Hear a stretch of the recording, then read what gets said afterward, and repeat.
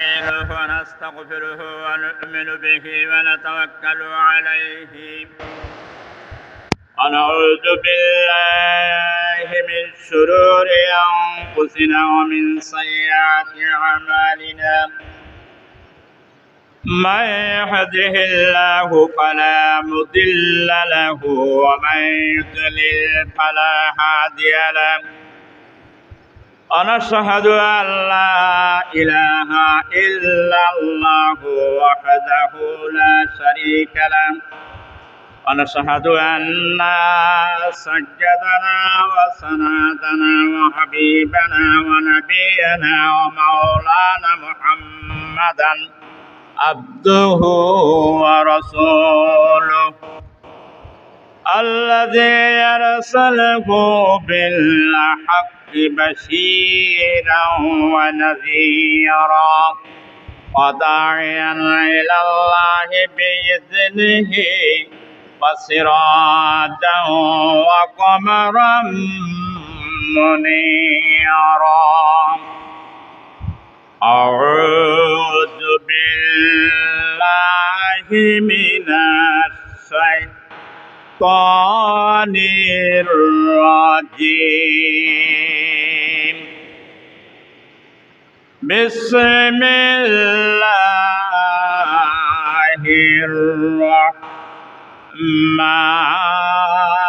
الرحمن الرحيم قد جاءكم من الله نور وكتاب مبين يهدي به الله من اتبع رضوانه سبل السلام ويخرجهم من الظلمات إلى النور بإذنه ويهديهم إلى صراط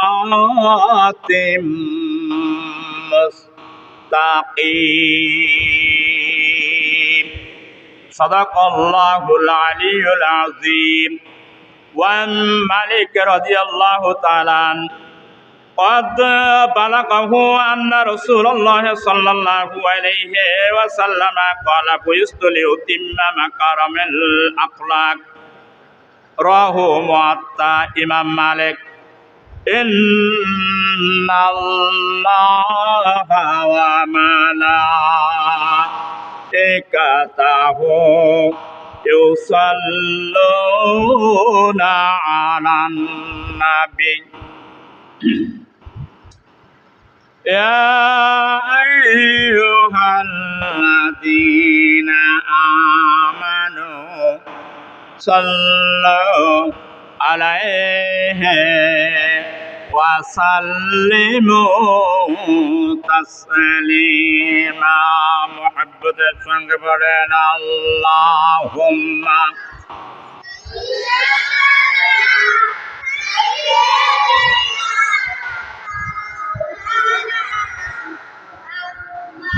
وعلى آل سيدنا حبيبنا محمد الزرشري اللهم صل على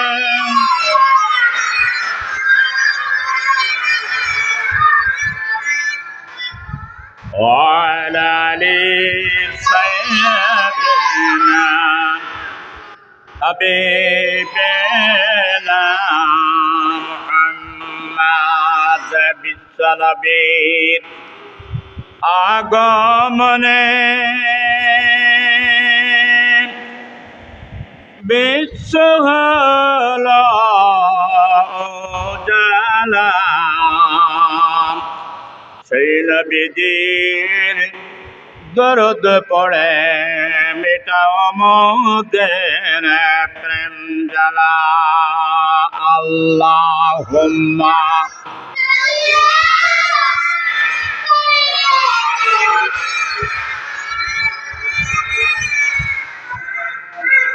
وعلى آل سيدنا حبيبنا محمد নবীর দরুদ পড়েন মুমিন জবান খানি খুলিয়া মোদের দরুদ শুনবেন নবী মদিনাতে শুইয়া। আল্লাহুম্মা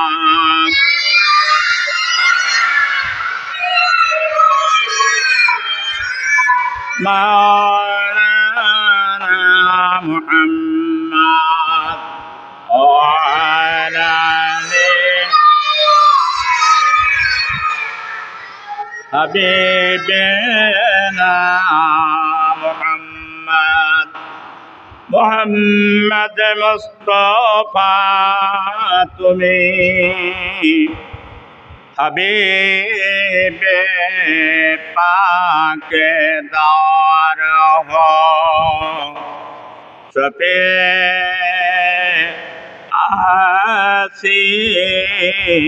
আসিয়ায়ে মুশকিল औरोदे महशरह बलगल उला बिकमालिही कशफद दुजा बिजमालिही हसनत जमीअ खसालिही सल्लु अलैहि वालिही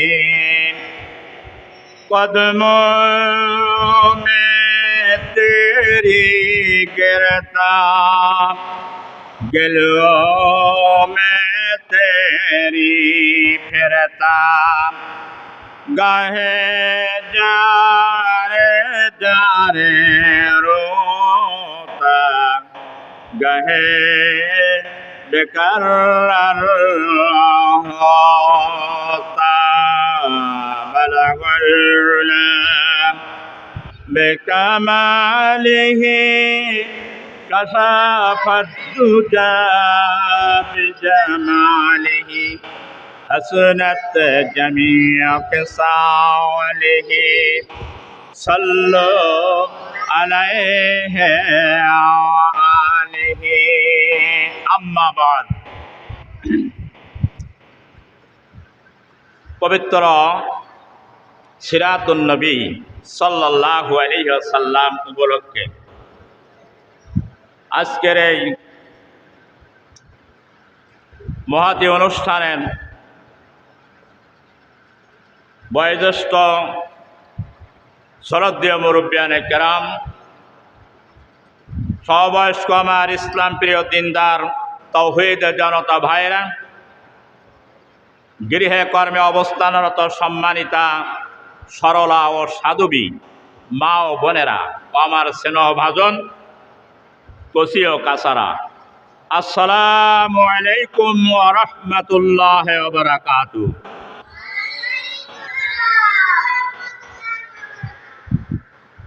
আমার দিক থেকে মহান আল্লাহ রাব্বুল আলামিনের আজিমুর শান দরবারে লাখ কোটি কালিমাতুশ শুকর আদায় করছি যে মহান আল্লাহ রাব্বুল আলামিন দুনিয়ার সমস্ত কর্মকে বর্জন করে সমস্ত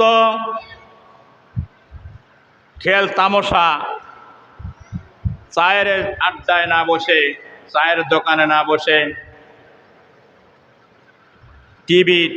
টেলিভিশনের আড্ডায় না বসে, ফেসবুকের আড্ডায় না বসে আল্লাহ এমন একটা সুন্দর অনুষ্ঠানে বসার তৌফিক দিয়েছেন যে মহান আল্লাহ রাব্বুল আলামিন যাকে ভালোবাসেন তাকেই তো ভালো জায়গায় নিয়ে আসেন, ভালো জায়গায় বসার তৌফিক দেন, ভালো কাজ করার তৌফিক দেন। কথা করলে কিন্তু থামাও কথা। সেই মহান রব্বুল আলামিনের দরবারে প্রাণ খুলে শুকরিয়া আদায় করবো। সকলে জোরে সোরে বলবা আলহামদুলিল্লাহ। অগণিত দুরূদ ও সালাম ও রহমত ও কল্যাণ, শান্তি ও মহিমা বর্ষিত হোক সর্বকালের সর্বযুগের মহান নেতা, মানবতার মুক্তির দিশারি, মুক্তির কাণ্ডারি, সরওয়ারে কায়নাত, আশরাফুল আম্বিয়া জনাবে মুহাম্মাদুর রাসূলুল্লাহ। সকলে বলবে সাল্লাল্লাহু আলাইহি ওয়াসাল্লামের উপরে বর্ষিত। আজকের এমন একটা অনুষ্ঠান, এমন একটা জীবন আদর্শ নিয়ে আমরা এখানে আলোচনা করব, যা পৃথিবীর সকল সৃষ্টির সেরা আদর্শবান এমন একজন নবী, এমন একজন রসূল, যেই নবীকে সৃষ্টি না করলে আসমান, জমিন, পাহাড়, পর্বত, নদী, নালা, সলিল, স্বর্গ, বিশ্ব ব্রহ্মাণ্ডে আল্লাহ কিছুই তৈরি করতেন না। সেই নবীর জীবন আদর্শ নিয়ে আমরা এখানে আজকে আলোচনা করব। যেই নবীর নাম উচ্চারণ না করলে আল্লাহর দরবারে দোয়া কবুল হয় না, আল্লাহ তাআলা খুশি হয় না।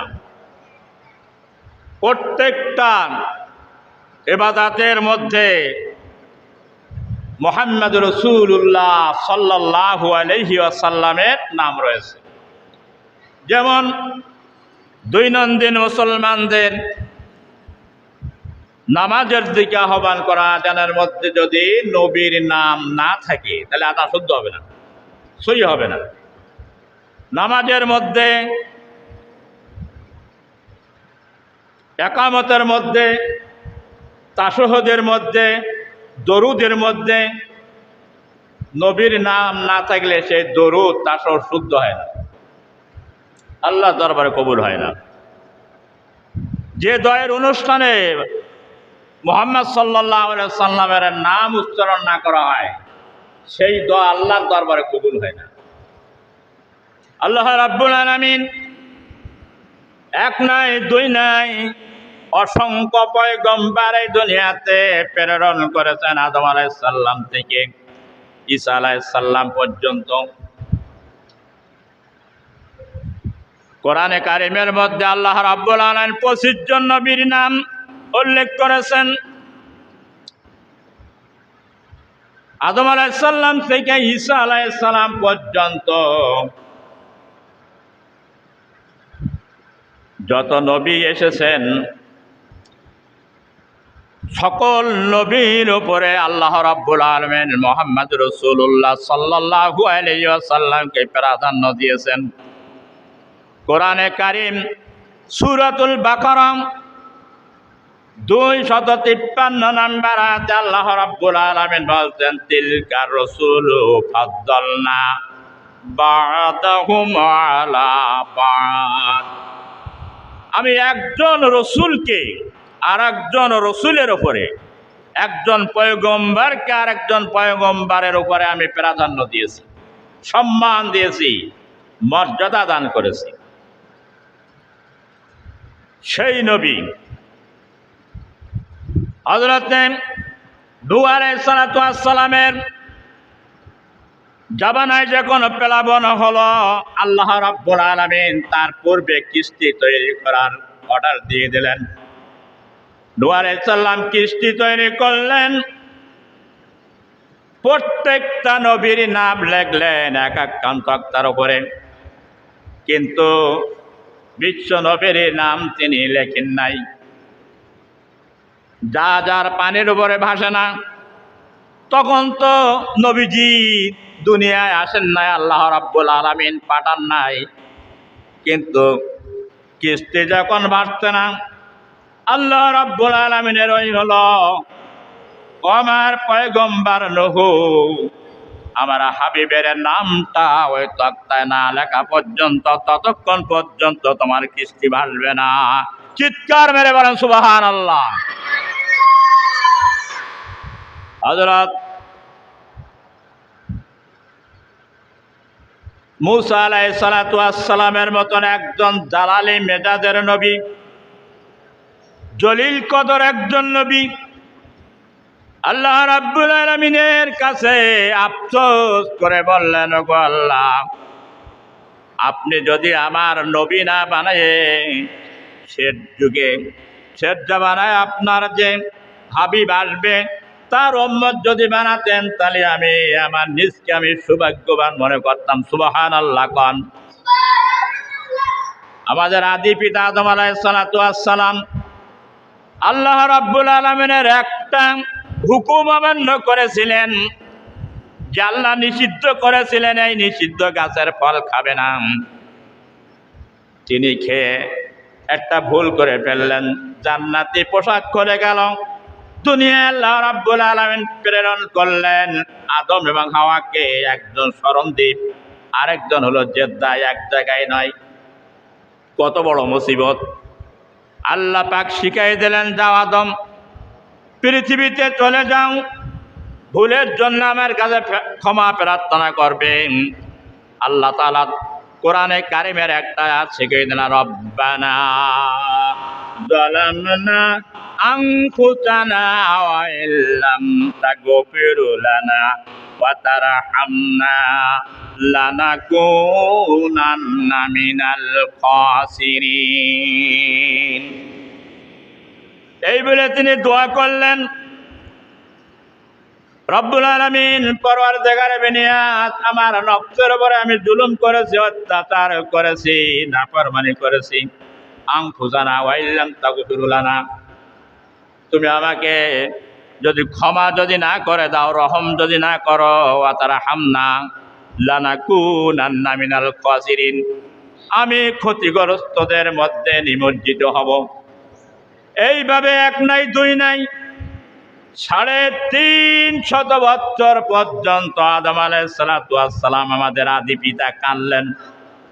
আল্লাহর দরবারে দোয়া কবুল হয় নাই, তওবা কবুল হলো না। একদিন ফজর ওয়াক্তের সময়, শবে সাদেকের সময়, এত কান্না তিনি কাঁদলেন, কাঁদতে কাঁদতে তার চোখের পানিতে গড়াইতে গড়াইতে চোখের কোনায় ঘা হয়ে গেল। তার চোখের পানি মাটি ভিজে যেত, দাড়ি মুবারক ভিজে যেত, তবু তো আল্লাহর দরবারে কান্না কবুল হয় নাই। শবে সাদেকের সময় আকাশের দিকে তাকিয়ে বলছে, ও রব্বুল আলামিন, আপনার আরশে আজিমের গায়ে লেখা আছে লা ইলাহা ইল্লাল্লাহু মুহাম্মাদুর রাসূলুল্লাহ সাল্লাল্লাহু আলাইহি সাল্লাম। ওই নামের ওসিলায় আমার তওবাকে তুমি কবুল করে নাও, আমার দোয়াকে কবুল করে নাও। আল্লাহ রাব্বুল আলামিন শবে সাদেকের সময় দোয়া কবুল করলেন। দোয়া কবুল করলেন, আদমকে ডাক দিয়ে বললেন, ওরে আদম রে, মুহাম্মদুর রাসূলুল্লাহ সাল্লাল্লাহু আলাইহি সাল্লাম এর নাম তুমি কেমনে জানলে, কোথা থেকে তুমি এটা জানলে? আদম আলাইহিস সালাম বললেন, ও আমার মাবুদগণ, আপনি যখন আমার দেহে পিঞ্জরার মধ্যে রুহু যখন ঠুকে দিলেন, তখন আমি আরশ মহল্লার দিকে আমার নজর পড়ে গেল। এই আরশ মহল্লার গায়ে লেখা দেখলাম আপনার নামের পাশে মুহাম্মাদুর রাসূলুল্লাহ। সবাই বলেন সাল্লাল্লাহু আলাইহি সাল্লাম। আমি মনে করলাম এই নাম অত্যন্ত আপনার প্রিয় ভাজন একজন নাম, এই জন্য এই নামের ওসিলা ধরে আপনার কাছে আমি ক্ষমা চেয়েছি। আল্লাহ রাব্বুল আলামিন তওবা কবুল করে নিলেন। কত বড় মর্যাদার নবী! শুধু এই নাই, হাজার হাজারের লক্ষে মজিজা বিশ্ব নবীর আছে। যদি মজিজাগুলো বলা শুরু করে দেয় রাত শেষ হয়ে যাবে কিন্তু মুজিজা শেষ হবে না। কিন্তু নবীকে কেন পাঠালেন আর পাঠাবার উদ্দেশ্য কি? প্রথম নবী আদম আলাইহিস সালাম আর শেষ নবী হিসাবে পাঠালেন বিশ্ব নবীকে।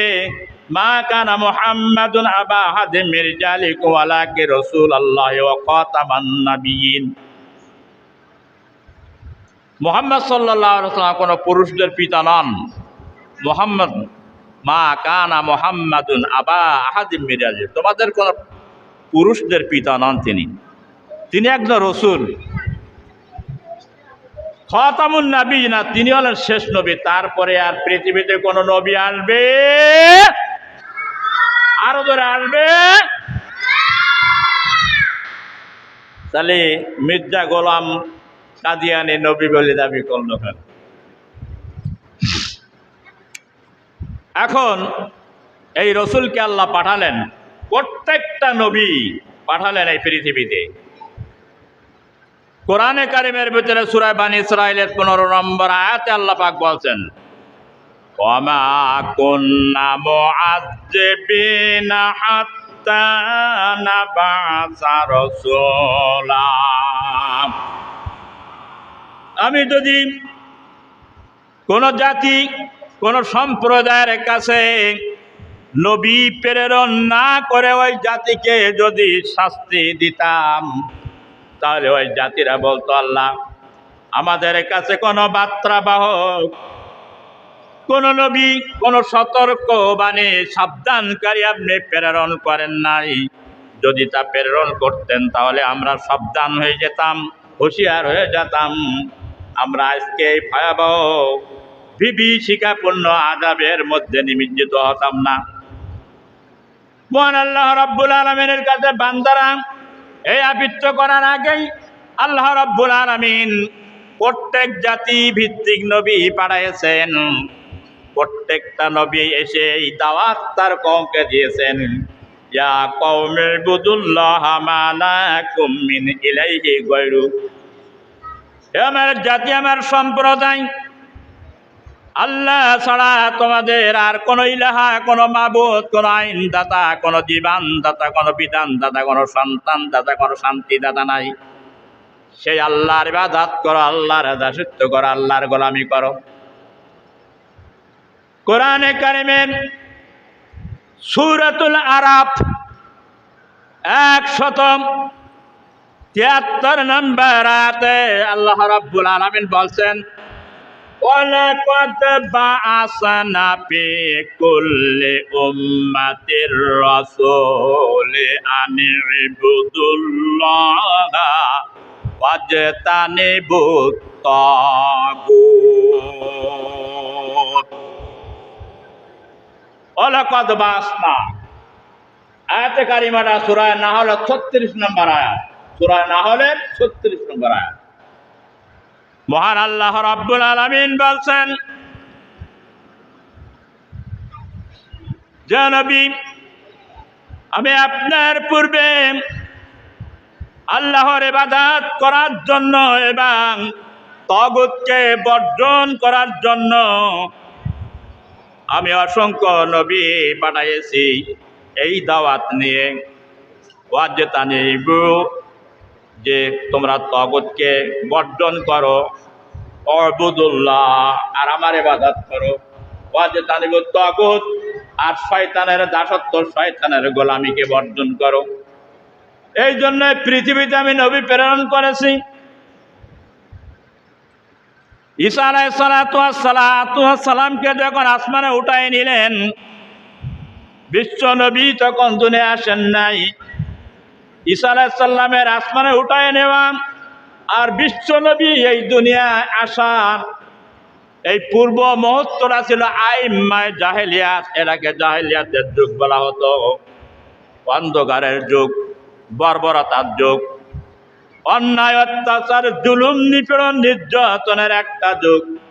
সেই যুগে আল্লাহ বলতে কেউ চিনত না, স্রষ্টাকে আর সৃষ্টিকে পার্থক্য ছিল না, তাদের মাঝখানে কোনো ব্যবধান ছিল না। মানুষ যোদ্ধার মুলুক তার, সেই সমাজে যার শক্তি বেশি ছিল তার আধিপত্য সবচেয়ে বেশি ছিল সেখানে। সেই সমাজের মানুষ এত হিংস্র ছিল যে নিজে স্ত্রীদেরকে তারা এত অবহেলিত করত, এত নির্যাতন চালাতো। সেই সমাজে কোন স্বামী যদি মারা যেত তাহলে সেই স্বামীর সাথে তার স্ত্রীকে দাহ করা হতো। নাউজুবিল্লাহ কন। এখন যদি কারো স্বামী মারা যায় আর স্ত্রীকে তার সঙ্গে কবর দেওয়া হয়, তা দুনিয়ার কোনো আইন মানবাধিকার মানবে নাকি? কিন্তু সেই সমাজে করা হতো। স্ত্রীদেরকে একাধিক বিবাহ করে তারা ডায়েরি রাখতো, হয়তো বছরে একবার স্ত্রীর কাছে যেত। ডায়েরি অনুযায়ী নারীদের পথে এত অত্যাচার ছিল, নারী এত অবহেলিত ছিল। নারী সন্তান হিসেবে কেউ জন্মগ্রহণ করলে তাকে জীবন্ত কবর দেওয়া হতো। নাউজুবিল্লাহ কবেন না? তাহলে সেই সমাজ কি ভালো ছিল নাকি? এইভাবে মানুষ পাথর পূজা করত, মাটির পূজা করত, গাছের পূজা করত, পশু পূজা করত, মূর্তি পূজা করত, সাপ পূজা করত। আধিপত্য যার ছিল তার ছিল সেই সমাজের সবচাইতে মর্যাদা বেশি। যে যত বেশি অন্যায় করতে পারত তার সম্মান সেই সমাজে বেশি ছিল। যদি কেউ অপরাধ করতো আর প্রতিশোধ যদি না নিতে পারত, মারাও যদি যেত, সে তার ওয়ারেসদেরকে ওসিয়াত করে দিত যে আমি মারা যাওয়ার পরে ওর প্রতিশোধ নিবি। এইভাবে চলতে থাকতো যুগের পরে যুগ। মানুষগুলো অন্ধকারের মধ্যে নিমজ্জিত ছিল। আবার আল্লাহ রাব্বুল আলামিন দেখলেন যে আমার সৃষ্টি মানুষগুলো এইভাবে তাদেরকে ধ্বংস করা যায় না, তাদেরকে এই সমস্ত আযাব থেকে এবং গজব থেকে রক্ষা করতে হবে, তাদের হেদায়েত দিতে হবে এবং সৃষ্টি এবং স্রষ্টার মধ্যে যে পার্থক্য আছে এটা তাদেরকে বুঝতে সক্ষম করাতে হবে। এই জন্য মহান আল্লাহ রাব্বুল আলামিন 570 খ্রিস্টাব্দে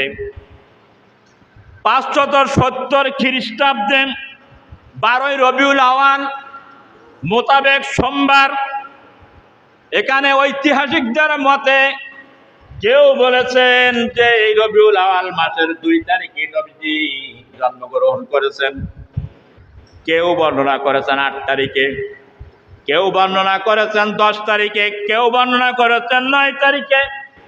এমনি ভাবে ঐতিহাসিকদের বর্ণনায় কেউ বলেছেন যে 12ই রবিউল আওয়াল 12 তারিখে।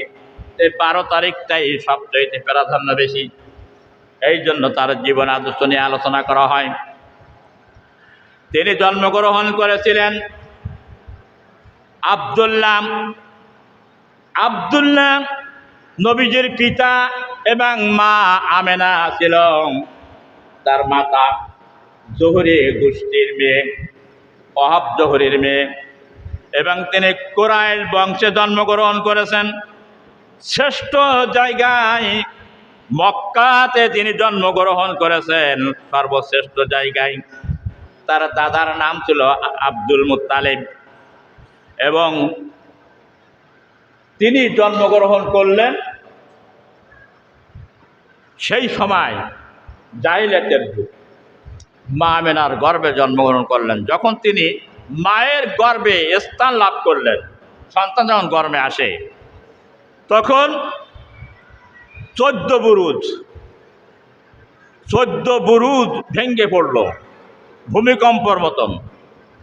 পারস্যিক হাজার হাজার বছর অগ্নি প্রজ্বালিত করেছিল। বিশ্ব নবী মায়ের গর্ভে আসার পরেই সঙ্গে সঙ্গে সে আগুনের কুণ্ড নেমে গেল। তারপরে পৃথিবীর এক প্রান্ত থেকে আরেক প্রান্ত পর্যন্ত সৃষ্টিগুলো একজন আরেকজনের কানে বলতে থাকলো যে এই ধরাধামে এমন একজন মহামানবের আবির্ভাব হচ্ছে যা সারাটা দুনিয়া তিনি করায়ত্ত করবেন এবং তিনি জয় করবেন। চিৎকার মেরে বলেন সুবহানাল্লাহ। ওমা আরসালনাকা ইল্লা রাহমাতাল লিল আলামিন। আল্লাহ রাব্বুল আলামিন তাকে রহমাতাল লিল আলামিন হিসাবে বিশ্ববাসীদের জন্য প্রেরণ করেছেন। তিনি একজন রহমতের নবী। পেটে আসার থেকে আল্লাহ রহমত শুরু হয়ে গেল। তিনি 10 মাস 10 দিন পর জন্মগ্রহণ করলেন। মা আমিনা বলেন, যে রাত্রিতে জন্মগ্রহণ করলেন ঘরেতে মুহাম্মদ সাল্লাল্লাহু